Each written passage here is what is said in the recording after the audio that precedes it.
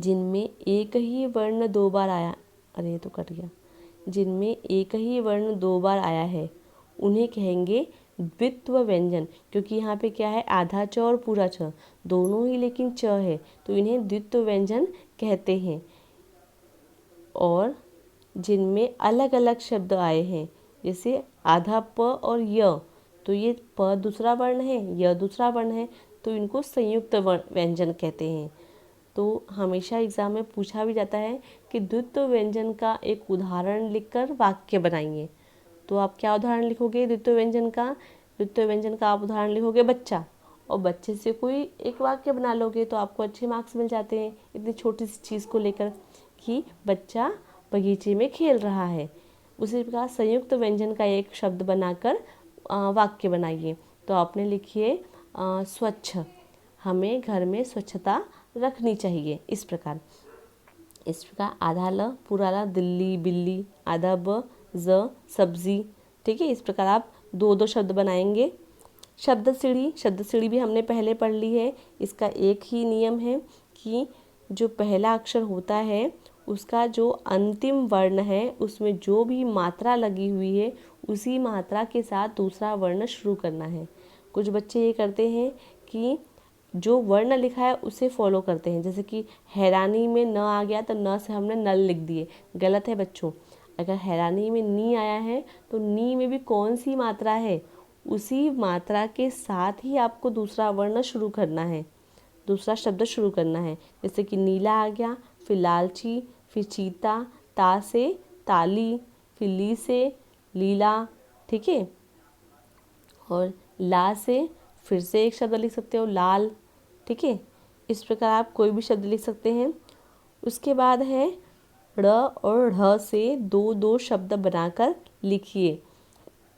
इसका भी एक नियम मैं समझा दे रही हूँ कि वर्णमाला पढ़ते समय हम ये नियम ध्यान में रखते हैं, लेकिन फिर से एक बार बता दे रही हूँ कि केवल ड और ड़, इसको क्या कहते हैं? ड़। इसको क्या कहते हैं? ड। इसको ड़। तो ड जो शब्द है ये हमेशा किसी भी शब्द के शुरुआत में आता है। ठीक है, बीच में भी आता है पर ज़्यादातर शुरुआत में आता है।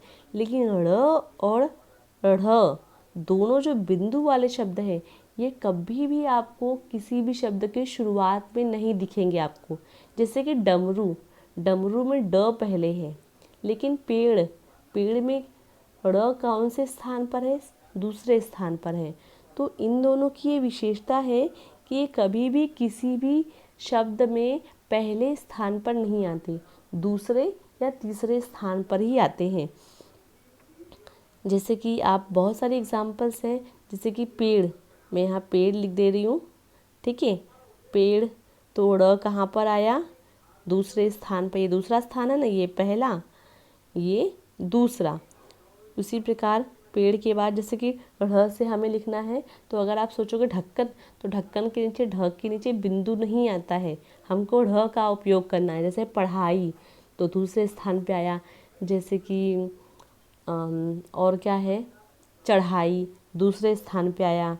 ड़ से और शब्द ले सकते हैं, मेड़, मेड़ यानी कि जो पतला रास्ता होता है ना खेतों के बीच का, तो उसे वो भी दूसरे स्थान पे आया। तो इसका एक नियम है कि ये जो शब्द है वो हमारी वर्णमाला में बस मान लिए गए हैं और उन्हें साइड में रखा जाता है। आपने देखा होगा ट ठ ड ढ अंग, उसके थोड़ी बाद कुछ स्पेस के बाद दूर दूर में लिखा जाता है ड़ और ढ।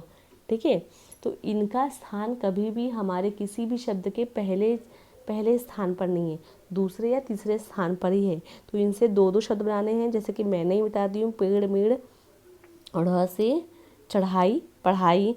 ठीक है, तो इस प्रकार आप दो दो शब्द बनाकर लिख लीजिए। तो आज हमारे साथ ही हमारे जीवन के चारों पेज कंप्लीट हो गए। इसके बाद से हम लोटा भर पानी है उसके हम वर्कशीट के पेज स्टार्ट करेंगे। ठीक है, मैं धीरे धीरे इसलिए चल रही हूँ बच्चों कि आप लोगों को ये समझने में, कंप्लीट करने में ज़्यादा दिक्कत नहीं आएगी, क्योंकि आपको सिर्फ हिंदी के अलावा और दूसरे सब्जेक्ट का भी होमवर्क होता है। तो आप अच्छे से ध्यान लगा के जो भी पढ़ाया जा रहा है उसे सुनो और उतना ही अच्छे से करो। क्योंकि हमें हमारा उद्देश्य क्या है कि हमारी रिवीजन हो, अच्छी तरह रिवीजन हो, जिससे हम परीक्षा के लिए अच्छी तरह तैयार हों। तो इतना आप कंप्लीट कर लीजिए, इसके बाद हम लोटा भर पानी करेंगे। धन्यवाद।